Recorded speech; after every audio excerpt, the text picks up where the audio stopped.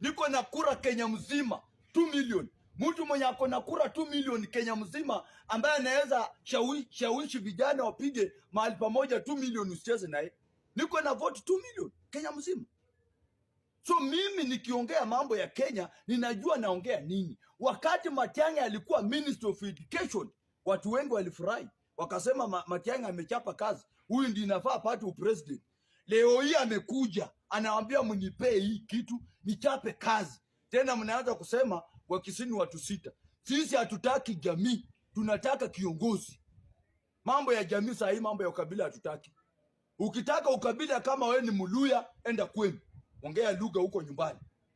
Lakini hapa Kenya hatutaki mambo ati huyu ni Mkisii, huyu ni Mkamba, huyu ni Mjaluo, huyu ni Mluya, huyu sijui ni Mnandi, sijui.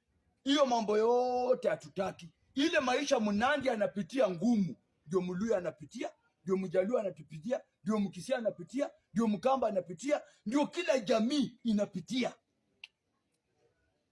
So vijana, mimi nataka kuwashauri.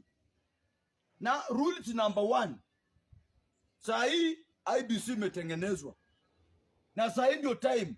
Kama una ID enda kwa chifu wa nyumbani. Apply ID, ukuwe na ID kwa mkono. Vijana wote mimi nimeambia kwa ile wodi yangu.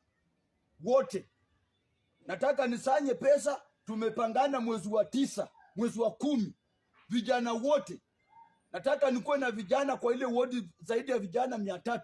Wale hawana ID. Sasa hii ID ni free, ni 100 ya picha peke yake.